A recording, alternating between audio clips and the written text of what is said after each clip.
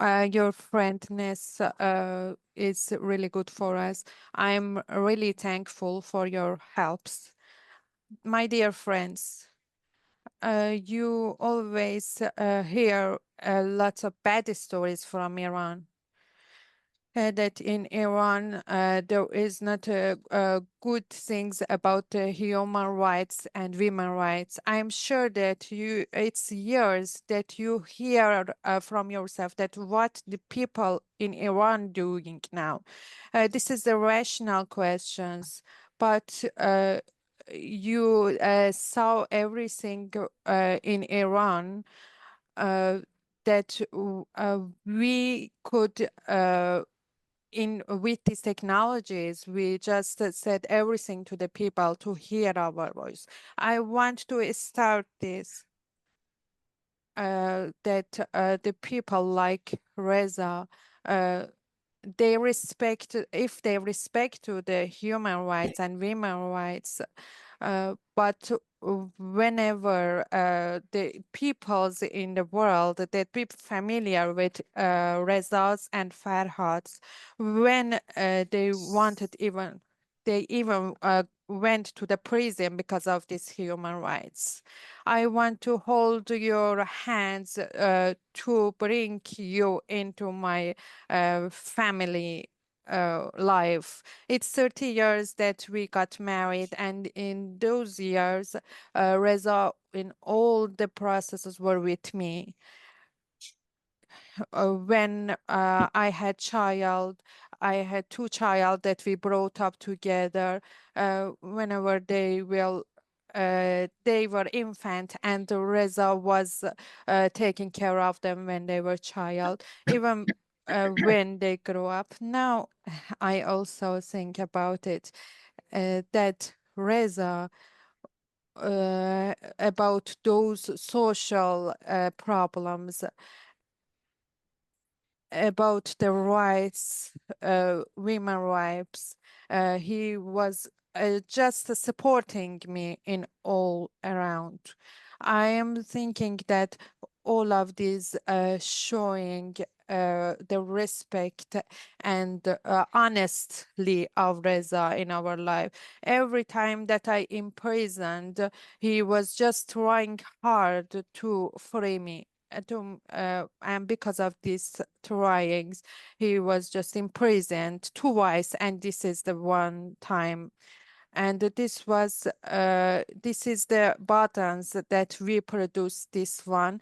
Uh, and we said that we don't want this wailing things, hijab, mandatory hijab, and he was arrested. And Farhad Meisami also was in prison because of this 4 years and half. I want to talk about all of this with you. I want to say that here I am with you. I am with your love and your kindness.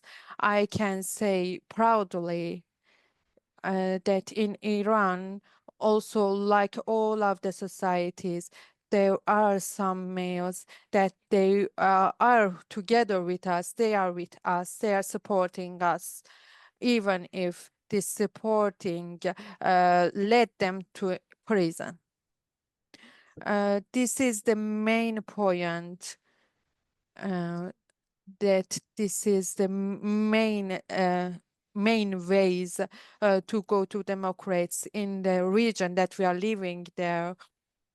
It means that in our region, that is in that region, in the region that they are just thinking about the male, they should talking about the women's right without thinking about women's right. You can't talk about democracy and human right. And I think Reza shows this in action. I think Reza really wants to be with the right human right. I'm really thank you for your kindness. Well, thank you, Nasrin. My name's Carrie Kennedy, and I am the president of Robert F. Kennedy Human Rights. So happy to be with everybody today. And to speak about Reza's case, we have an extraordinary panel. Nasrin, who you just heard from, an Iranian lawyer, a women's rights activist, recipient of the Sakharov Prize for Freedom of Thought and the Right Livelihood Award, and the wife of political prisoner Reza Khandan. Nasrin has been in and out of prison again and again because of her advocacy on behalf of marginalized people, her advocacy on basic human rights, and for being a leader in the effort to stop women from being forced to wear the hijab. And then we have the great Nick Kristof, Pulitzer Prize-winning New York Times opinion columnist who has written again and again about Iran and the oppression of women there and around the world. He is a true ally, as Reza is. Viviana Kristacevic is the executive director of the Center for Justice and International Law and a member of the Independent International Fact-Finding Mission that the United Nations sent to Iran. And then, of course, Jeff Kaufman, the award-winning director and producer from Floating World Pictures, and a playwright who made an extraordinary film on Nasrin, which I recommend everybody watch. Let's just go back to Nasrin to begin. And Nasrin, Reza is now being held at Evin Prison, the notorious prison where political prisoners are brought, and the conditions there are horrendous. But توی یک زندان خیلی could بدنام you talk a هستش. little bit about your experience there and what Reza is facing right now?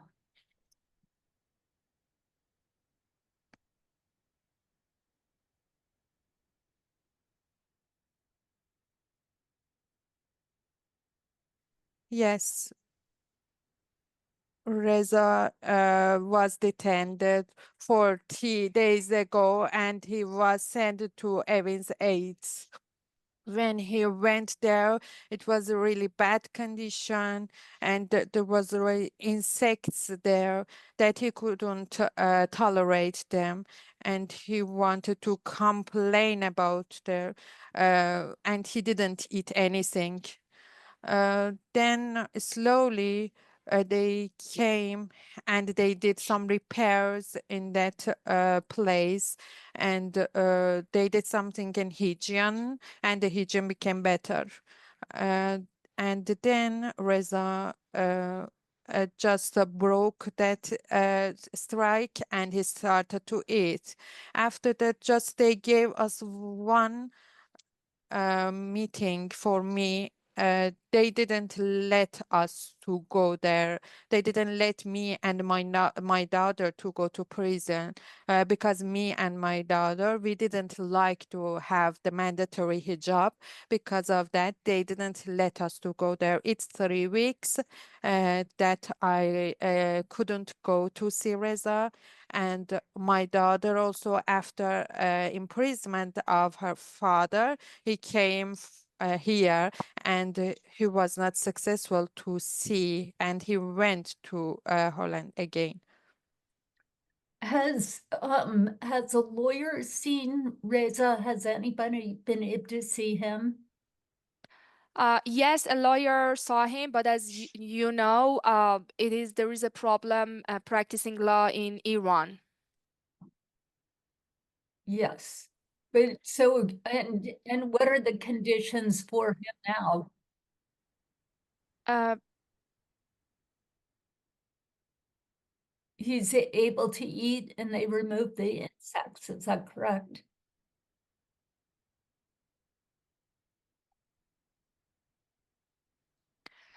the insects, after the hunger strikes, they try to remove the insects by having something like fire on the bed to control the insects. But after that, there is a problem with the food, but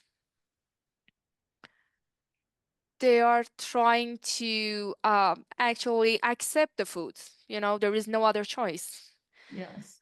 But what is the most part which is challenging for a political prisoner is that the sentences are not based on justice.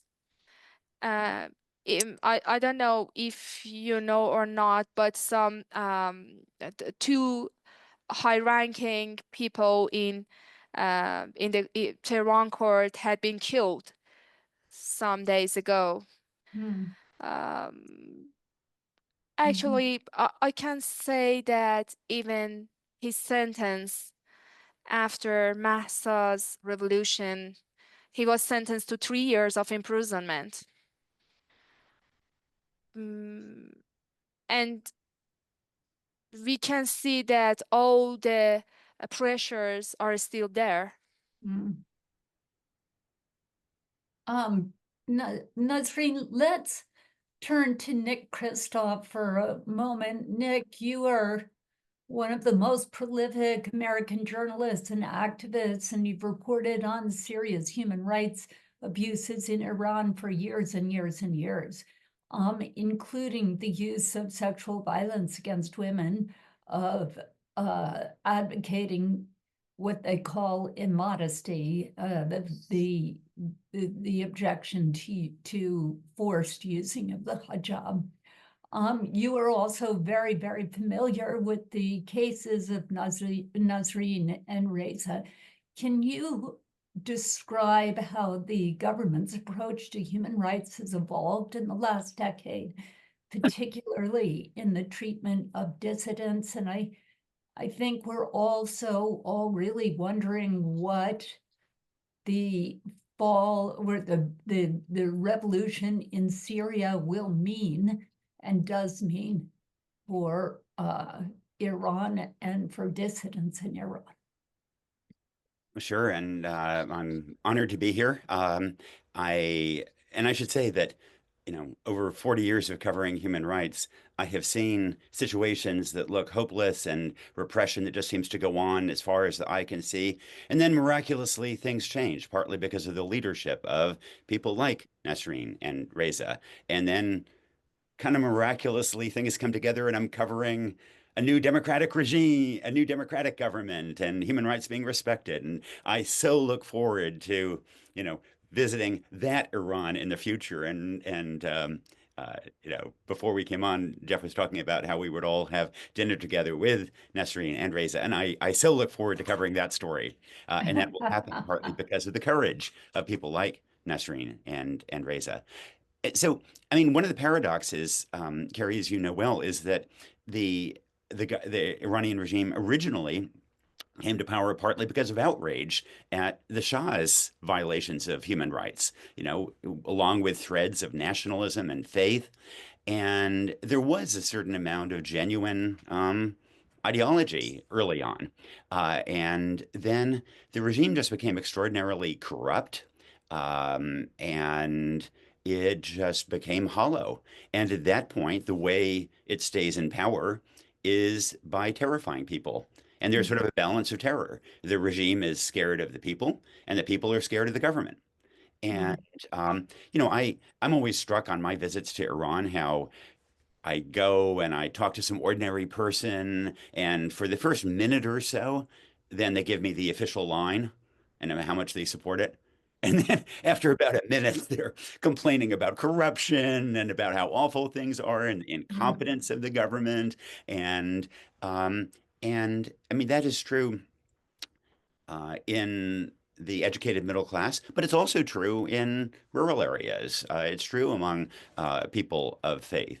The Ayatollah Montazeri, who was the person who was supposed to replace Ayatollah Khomeini after his death originally. He told me that the regime had completely become corrupt, that the revolution had been a failure. And I think that that is deeply felt. If you travel around the Middle East, then I always think Iran at the people level is one of the most pro-American countries around because it's people are just so frustrated with the moral bankruptcy of the government. And if you look at I mean, there's certainly deep faith around the country, but it strikes me that fasting during Ramadan often seems less observed in Iran than in many other countries in the region. Mm, Um, mm, and so, in the context of this balance of fear, and then it comes to really courageous people who are willing to test that and show that leadership. And then the government does its best to make their lives profoundly uncomfortable, to brutalize them, and even to turn their families against them. mhm, And that's a context in which I think Reza's support is so important. And I guess more broadly, I think that, the civil rights struggle in the US succeeded in part because it wasn't just a Black issue. It was mhm, about African Americans and white Americans and others working together for a common human rights issue. And when gay rights advanced in the US, that was because straight people and gay people worked together to advance a human rights agenda. And I think that likewise, when you have women being abused and mistreated in Iran, it becomes important not that this not just be marginalized as a women's issue, but this is a human rights issue that concerns everybody and one that men and women alike need to speak up to. And that's one of the reasons I so admire Reza, not just for his support for his wife, but for his support for this really important movement around the country for liberating the people of Iran. And someday that will triumph. I think the people, as best I can measure it, are on the side of change, and at some point um, that will happen. And you see that in international levels. You mentioned Syria. I mean, you see already the regime kind of cracking, and the in terms of their international reach. And I think a lot of the business class is just they're just frustrated because they see the economic incompetence of the government. They see what's happening to the currency. They see how difficult it is to do business. And meanwhile, they see corrupt people who have access to imports. They're the ones who get rich just because of corruption. So change will come, and Nasreen and Reza are on the right side of history. Um, Nick, I love the way you say that this is going to happen because of the people in Iran.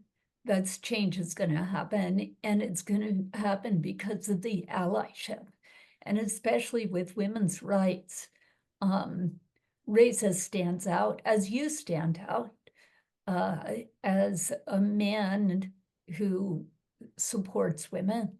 I'm wondering what this audience, what the Zoom audience can do to be supportive.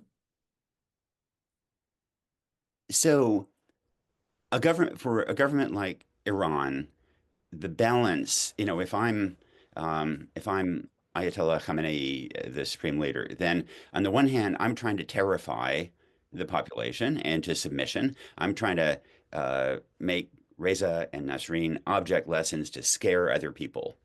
On the other hand, I'm also sensitive to the international image of Iran, and I care about what the world thinks of Iran. And so I'm trying to calibrate my repression so that I brutally repress people in ways that are not noticed. But if the light is shining on a particular person or a particular issue, then I back off just a little bit. And so what we all have is spotlights. We have spotlights in the form of our Facebook pages, our social media, our conversations with friends, our letters to members of Congress, our support for organizations like RFK Human Rights. We have our spotlights, and those spotlights, they do imperfectly make a difference. And you know, um, those you write those letters or do these things, and it feels so frustrating, and it adds up, and nothing seems to change, and then all of a sudden, one more letter, one more action, and the whole thing collapses. And so that's what I Beautiful. suggest people do, and you know, most of all, understand that this will come about, that it's not hopeless, that our actions do matter. We can raise the cost of this repression. Oh, that's beautiful. Thank you so much, Nick. We can raise the cost, and we do all have flashlights, and we can each make a difference. Now I'd like to turn to Viviana. Viviana is the executive director of the Center for Justice and International Law, known as CEHIL, a regional organization that works throughout the Americas to promote human rights.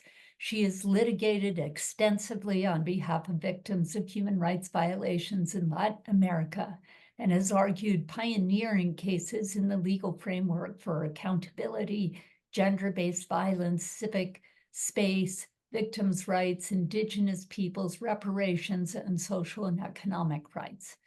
Viviana is also a member of the Independent International Fact-Finding Mission of the Islamic Republic of Iran. Following the September 2022 protests, the mission was mandated by the United Nations Human Rights Council to investigate human rights violations in Iran, especially with respect to women and children. So, Viviana, it would be great to hear the outcome of the fact-finding mission. What did you find? What was surprising to you? What do we need to know?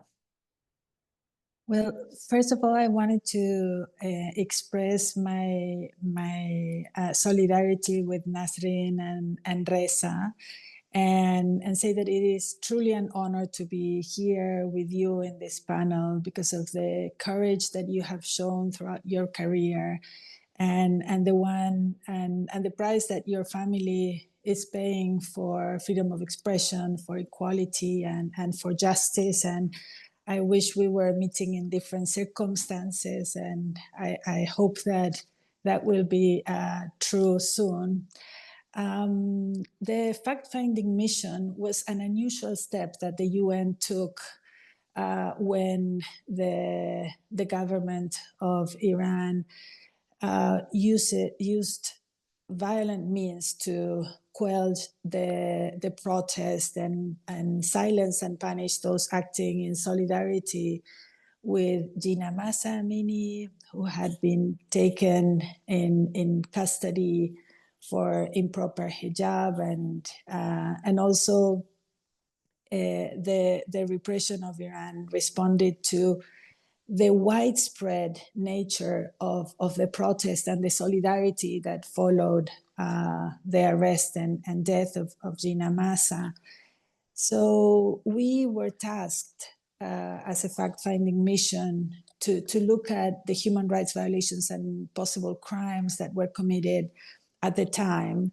And we took over 250 testimonies, listened to numerous experts and victims and witnesses, analyzed forensic reports, and collected over 36,000 pieces of evidence that allowed us to establish that gross human rights violations and crimes against humanity were committed by the government of Iran in the context of the response to the nationwide protests. And that included killings and injuries as a result of the disproportionate and unlawful use of force, enforced disappearances, unlawful arrest and detentions, torture, rape, and the use of sexual violence, the lack of due process that led to fair trial violations and the imposition of the death penalty for many protesters.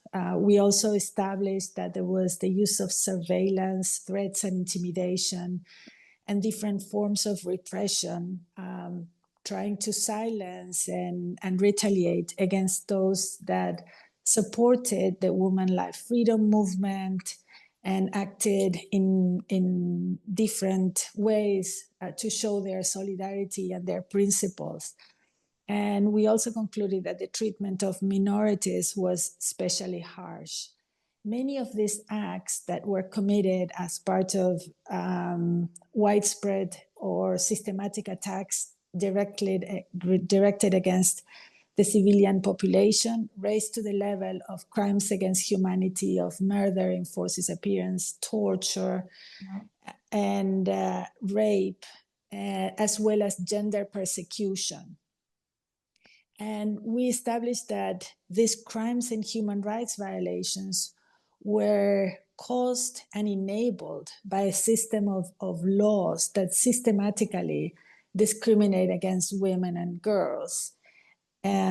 So they are the root cause of some of these violations and allowed the perpetration of this discrimination and violence against women and against men in their acts of solidarity as well with issues of equality and justice. And as we see with the situation and the ordeal that Nasrin and Reza are living through right now, these violations are not past events. We keep on documenting through the fact-finding mission the situations of dozens of people that are currently imprisoned for defying the hijab laws or acting in solidarity with women or trying to report on human rights issues and issues of equality or serve for justice or tend to the injured. These acts of courage are still daily occurrences, even when we don't see the massive protests that we saw in 2022. And the government has taken steps to tighten the policies on the hijab laws and the practices that allow their silencing of many in the population. Women have had their vehicles impounded systematically. They have been fired from their jobs. They have been limited in their possibility of being doctors and lawyers and teachers.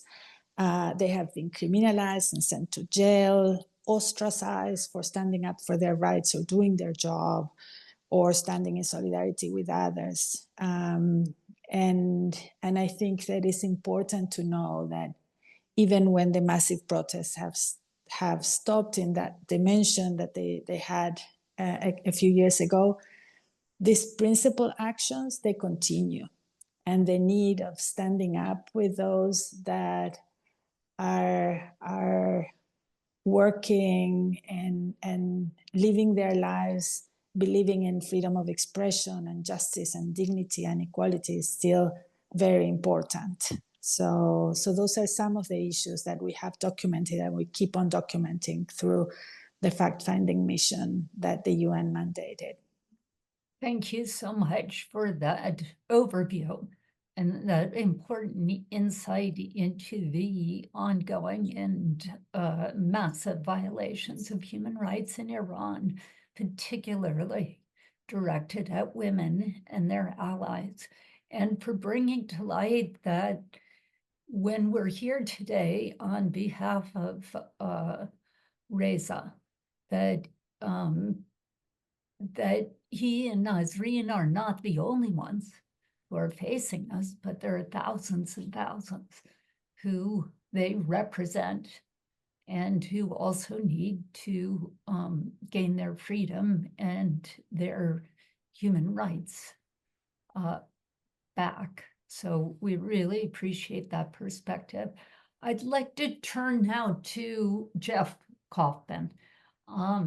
Jeff is an award-winning director and producer for Floating World Pictures. And as I said, he directed and produced the 2020 documentary Nasrin, which I hope everybody here will watch.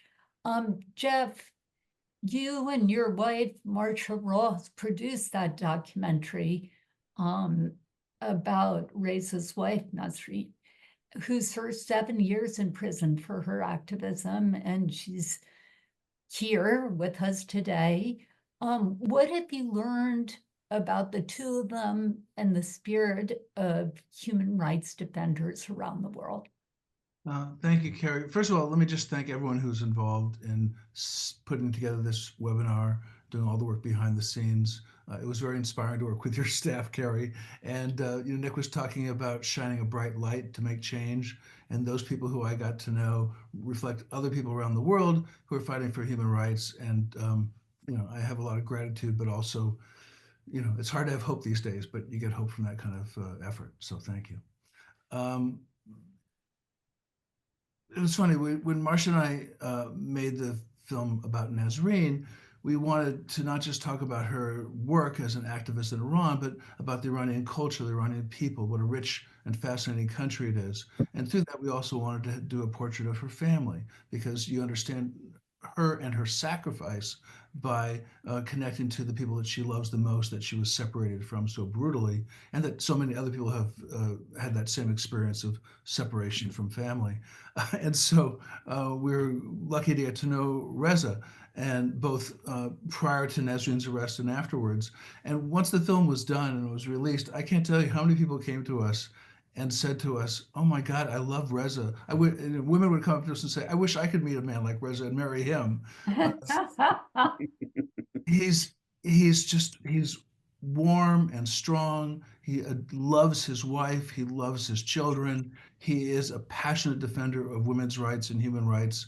And he's a reflection of the fact that people aren't always famous who do great things. They don't necessarily get the awards and the attention, but it just blows me away, the steadfastness of Reza's belief in those values that make this a better world.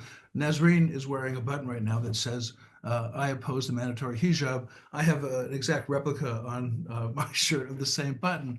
And that goes back to what led to Reza's arrest. Back in, I think it was 2018, Reza and Dr. Farhad Mezameh, a good friend of theirs, had this idea of supporting women's rights by making these buttons. And they got a little button machine, and they made 10,000 buttons in their living room, cranking out button after button after button for days. Somehow the authorities found out about it, raided their homes and their offices, and confiscated all but a few buttons, one of which Nasrin wears. So just think about it. You have this powerful regime ruling over 80 million people. They have all the tools that Viviana described of repression, and they're afraid of a man who makes a button that supports women's rights. And it shows, I think, actually, how incredibly fragile that regime is, and how powerful the idea of supporting a woman's right to wear what she wants and does what she wants and believes what she wants, how powerful that idea is. So the process of making the film connected us in a life-changing way to those people. As we talk about Reza, we're also talking about, there's 6 other men in his cell right now who are also in prison for supporting women's rights. And so we're talking about Mohammed Nourazad, who was just beaten in prison for his support of women's rights and human rights. And I'm very moved to have the opportunity to support them. Thank you, Jeff. Well, you have, no one's worked harder than you on both Nasrin's case and Reza's case. So thank you so much. And if anybody wants to see this amazing movie, Nasrin, you can look at it at Google Play, Movies and TV, Fandango, and the Amazon Prime Video. So I'm sorry to interrupt, but actually just last week, the distributor put it on YouTube, so you can watch it for free. There you go, and YouTube as well. So please go, that's your homework. Go and watch the film. And then as Jeff said, go, rather as Nick said, go and use your light and write a letter to your member of Congress, write letters everywhere you can to try and free this extraordinary person. Let's go back to Nasrin. Nasrin, how is Reza's case similar to or different from other cases of Iranian human rights defenders who have faced retaliation for their activism? Oh, and one other thing, please, to the audience, we'll have time for questions. So, and I think we'll do that in about 5 minutes. So please put your questions in the chat and we will get to as many as we can, but I encourage you to ask questions. Nasrin. They always say that Reza was arrested because he's my husband. Because they want to put pressure on me, he was arrested. Yeah, this is true. But as we can see, Reza was independently he had activities for human rights, for democrats, for women rights. He was doing all the efforts for that. And he didn't afraid of these activities. So I can see the results, independent activities are really important. That's true that when me and Siddiqe, we just protest because of hijab. They came and arrested Reza in prison, Reza, because they saw that it's not, they can't do this law at Iran, but our protest, after our protest, all the people protest about this law. But actually, in that day that they imprisoned Reza, it was the day that they wanted to do the law. They wanted to accept the law in Iran, but they didn't accept it. All of these are true, but all of them are the parts of the activities of Reza. Mm-hmm. Okay, that's very helpful. So it's because of his allyship and also because of his independent activities beyond that and beyond being your husband, his human rights activism has proven a threat to the Iranian regime. I'm wondering, Viviana, as part of your prolific human rights career, you've led several initiatives on the protection of human rights defenders around the world. What are the particular challenges that you see for human rights defenders, such as Reza and Nasrin, in Iran? And what should the international community do to protect them? Well, I think that human rights defenders have a very, very difficult situation in Iran because there's very limited space for speaking up, and they've tried everything. I've seen these incredible acts of courage of people singing and dancing and using I don't know, different art expressions and poetry, and in order to try to express their ideas and their views. But the whole legal system is very adverse to any type of freedom of expression, and they don't have when faced with retaliation or violence or harassment, they do not have a state or a set of institutions that would respond to them in a manner that would allow them to have a safe space for speaking up and living and leading their lives as they wish. And there's not even a modicum of justice in Iran for human rights defenders trying to speak up.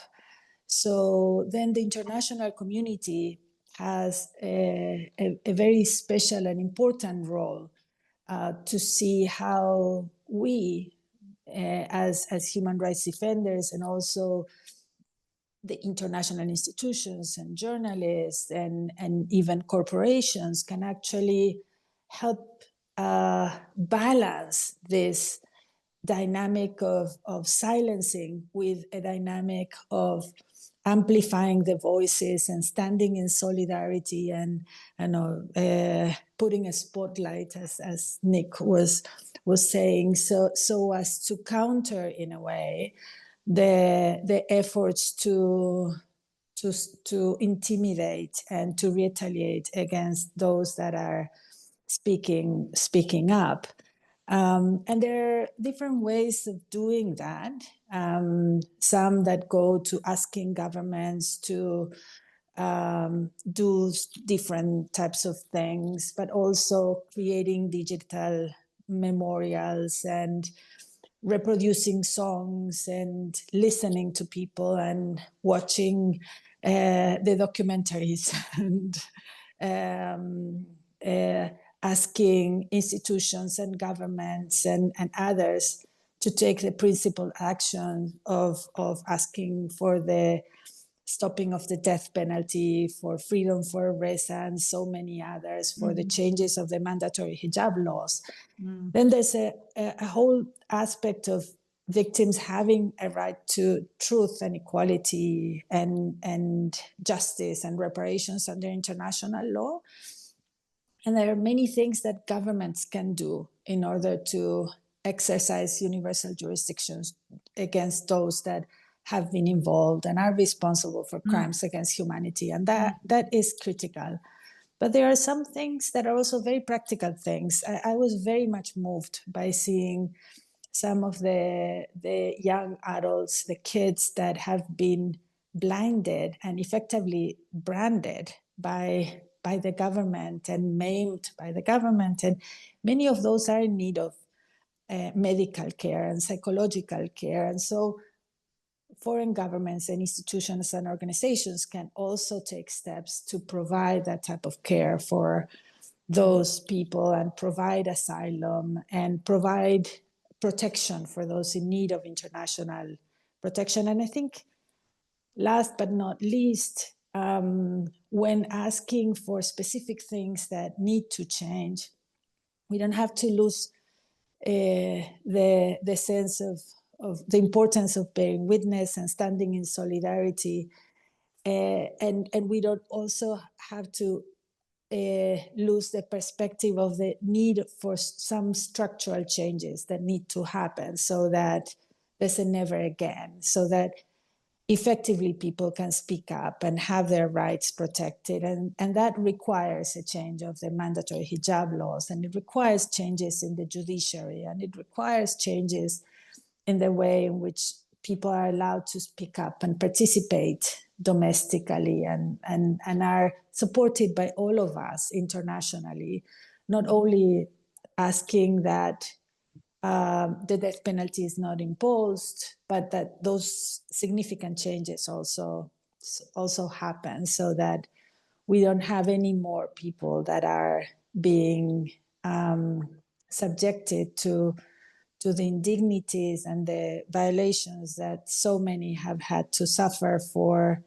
just trying to be and doing the right thing and standing in the right side of history. So that's very helpful. And just following up on that, this is a question from our audience, but I'd like to ask Nick Kristof, following the breakout of the protests in 2022, it seemed that everyone was watching, but now that attention has waned. So what do we do as a global community to keep the world attentive to what's happening in Iran and to Reza's case and how do we use social media? What can we do in this digital age to keep this case at the forefront? And also everything else that's happening in Iran.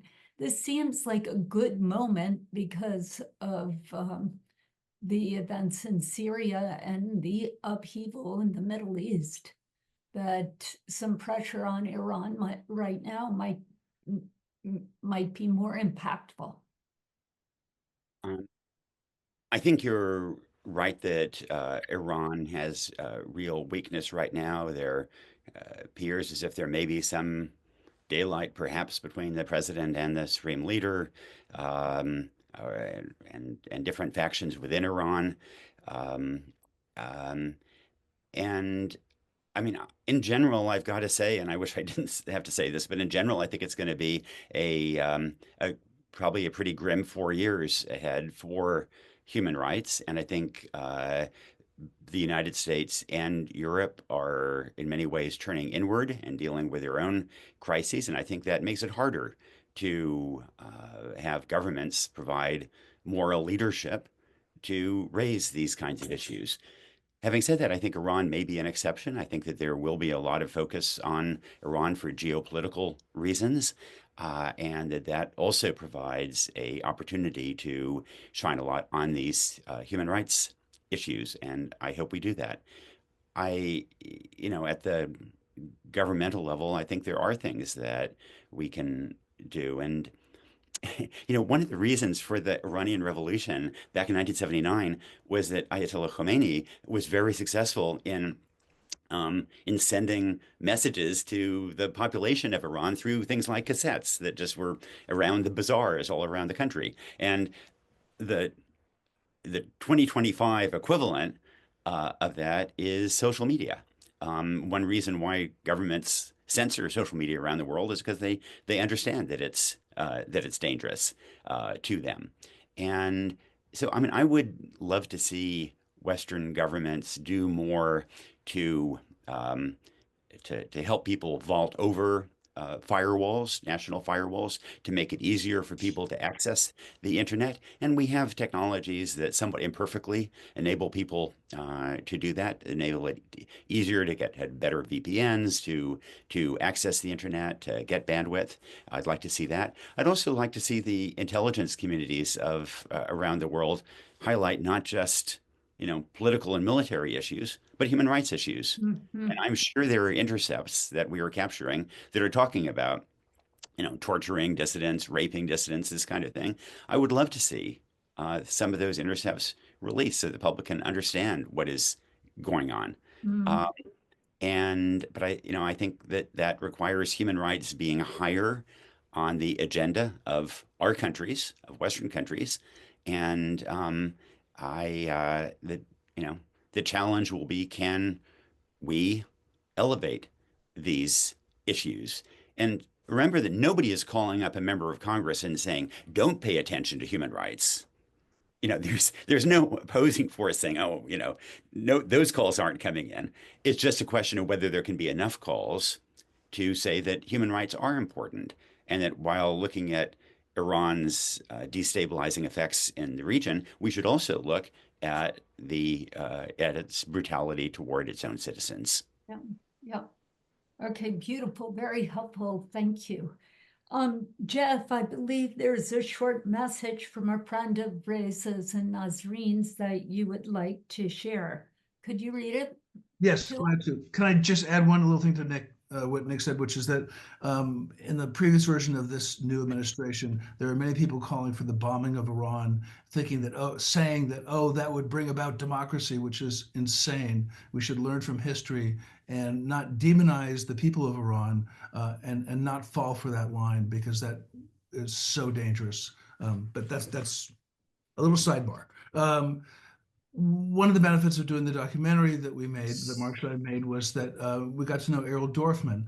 Nasrin saw a production of Errol Dorfman's Death of the Maiden, first in Evin Prison, and then later in a sort of underground theater in Tehran. And so Errol has become a long-distance friend of Nasrin and Reza. and has many shared personal experiences himself. After Reza's arrest, Ariel Dorfman, the great writer, wrote this message, which I'll share with you.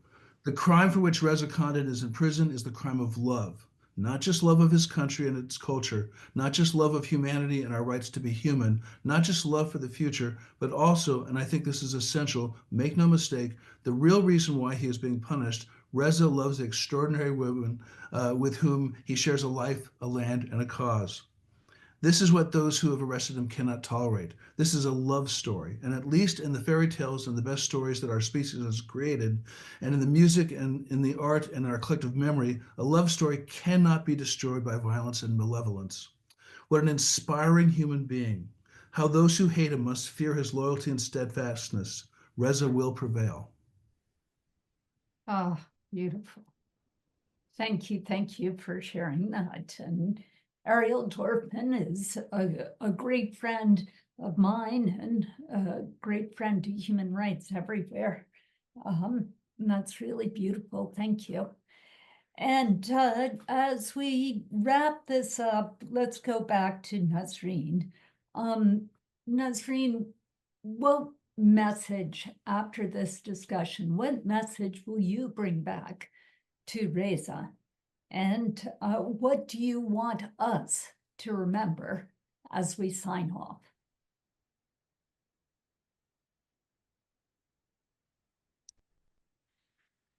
After this meeting, I will let him know the same message that let me know about what you said when I was in Garchak prison.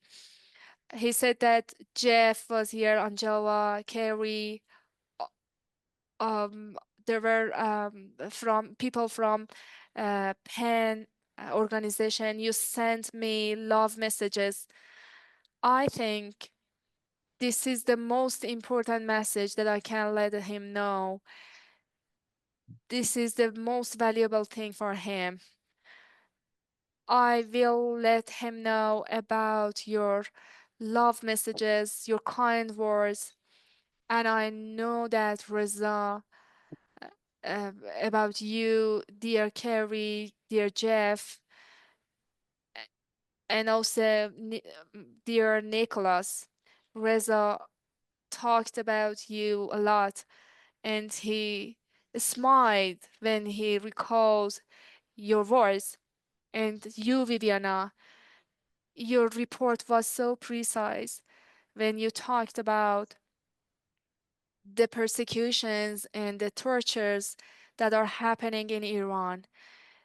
I touched them, you know, I can understand even the word by word you said.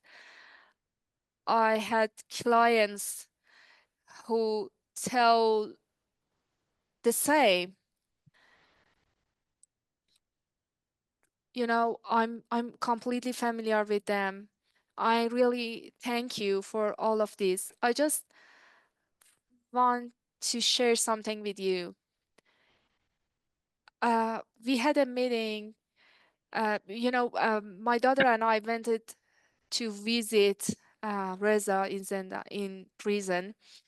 They barred us from visiting him. My daughter was so frustrated and said,